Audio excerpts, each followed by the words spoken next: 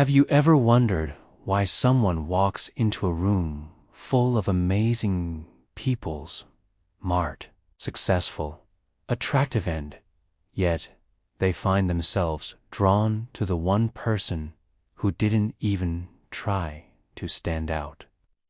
Why we sometimes chase the one who's unpredictable, who isn't the most perfect choice, but somehow leaves us thinking about them long after they're gone. It's not because they had the best resume or the most charming smile. It's because of how they made us feel. In that moment, something inside us lit up. Maybe it was the way they looked at us like we mattered. Maybe it was the way they made us laugh when we didn't want to. Maybe they made us feel seen in a world where we often feel invisible. The truth is, we fall for emotional experience, not logic. People don't remember your achievements or your perfect replies. They remember the warmth, the spark, the safety, the thrill they felt around you. That's why someone can have everything going for them and still be overlooked, while someone else, less polished, less ideal, can steal a heart without even trying. They fall for how you make them feel. Asterisk attraction is deeply rooted in emotion, not logic. When people meet someone, their minds aren't running a checklist of accomplishments or personality traits. They're unconsciously asking, how do I feel around this person? Emotions are powerful drivers of human behavior. You might have the most fascinating background, the best stories, the right values. But if the emotional experience you create in someone falls flat, none of that matters. It's not that your qualities don't matter at all, it's that they don't matter first. The initial hook, the thing that makes someone lean in and want more, is the feeling you generate in them. This is why someone can fall for a person who, from the outside, doesn't seem like their type. It's because that person sparked something emotional. Maybe it was ease, comfort, safety, fun, or even tension and mystery. People aren't necessarily drawn to who you are. They're drawn to how they feel when they're with you. And often, that feeling bypasses logic entirely. When someone feels appreciated, noticed, admired, or emotionally stimulated by your presence, it creates a psychological imprint. They associate those feelings with you, and that becomes the fuel of attraction. This is also why some relationships don't make sense to outsiders, because the emotional experience is unique to the people inside it. One person might feel deeply seen or valued in a relationship that looks average to everyone else. That emotional feeling overrides the checklist of shoulds we usually think matter. You could be kind, respectful, intelligent, but if you don't activate someone emotionally, they won't remember you in a way that sparked desire. You become pleasant, not magnetic. On the other hand, someone who doesn't have half of your qualities might make people fall left and right, not because they're better, but because they've learned how to create emotional energy in others. They know how to listen with depth, speak with warmth, be present with intensity, or bring playful tension. These things aren't about being someone better. They're about understanding human emotion. In love and attraction, that emotional experience is the real currency. It isn't about your identity. It's about the invisible emotional climate you create the moment you step into someone's world. That's what people remember. That's what they crave. Asterisk, when people reflect or felt drawn to, they rarely say, "I fell for them because they had a great job or perfect skin." What they remember is how that person made them feel in their presence. Emotional safety is often the foundation of deep connection, and it outweighs physical attraction or achievements. Feeling emotionally safe means feeling free to express yourself without fear of judgment, knowing that your feelings are heard and that you're understood at a level deeper than words. It's the comfort of being seen without needing to perform. You could meet someone who's everything you thought you wanted on the surface. But if you don't feel secure or emotionally open around them, something will feel off and you won't be able to stay connected. That's because our nervous system pays attention to how people treat us. It notices how they react when we're sad, how they hold space for us when we're excited or vulnerable.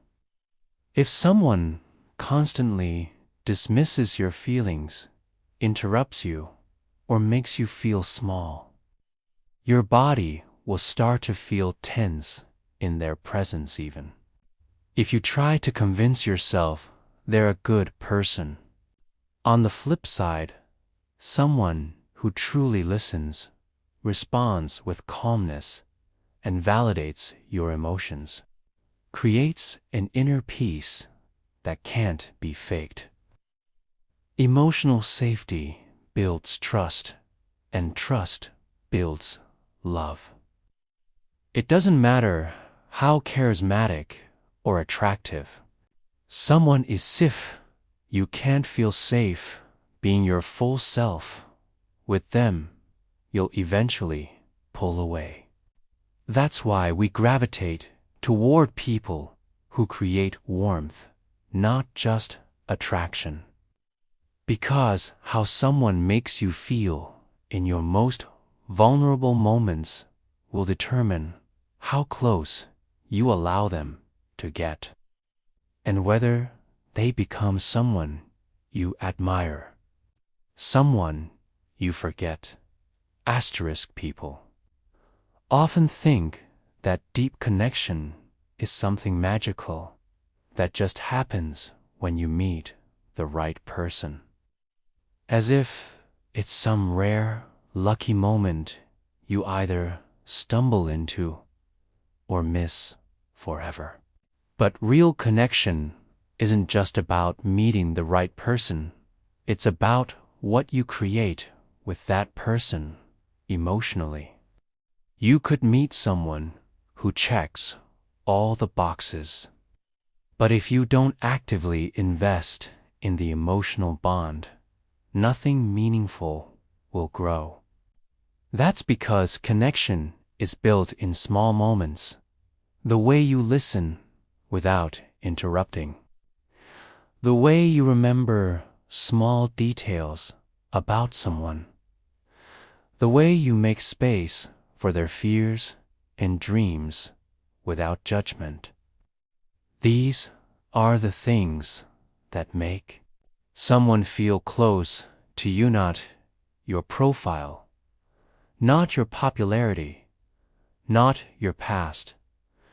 Connection requires effort, presence, and a willingness to engage emotionally.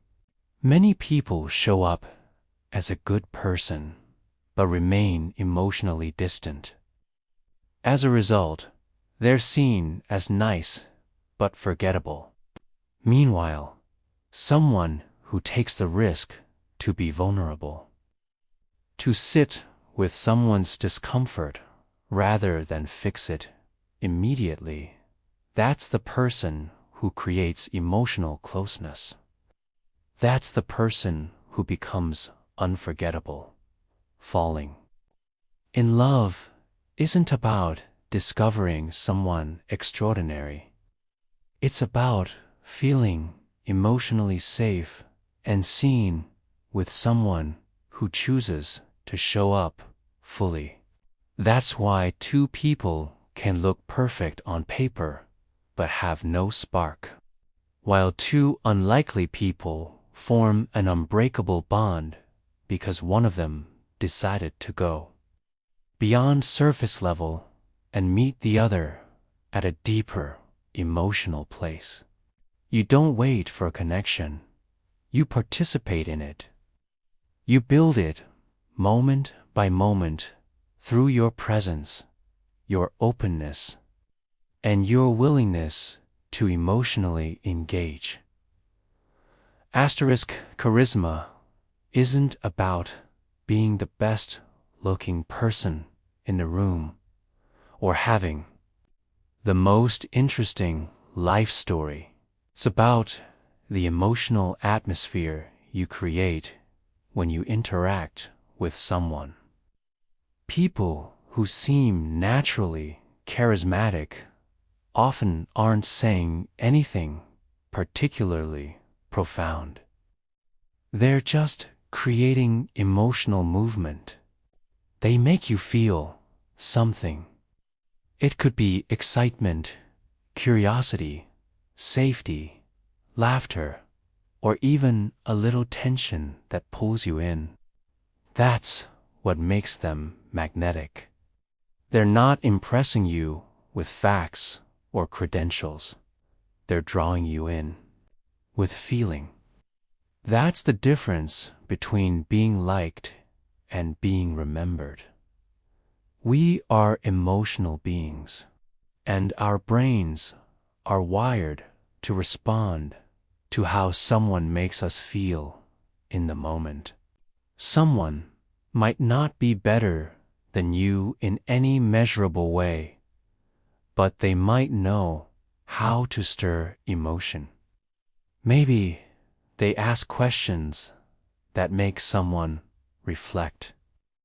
Maybe they tell stories that light up imagination. Maybe they give compliments in a way that feels deeply personal. These things aren't superficial, they're powerful. Because people don't fall for logic, they fall for energy. This is why you'll often see someone who isn't the most attractive person in the room still draw massive attention. They've mastered the art of emotional expression. They aren't passive in conversation. They bring warmth or wit or playfulness. They know how to make someone feel like the most interesting person in the room, even if they're saying nothing revolutionary themselves. That emotional presence creates a strong pull.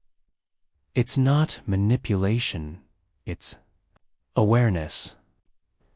The awareness that what matters most isn't what you say, but what the other person feels in your presence. When you understand that, you realize charisma isn't luck or a gift. It's a skill, and the people who master it They leave lasting impressions without needing to try too hard.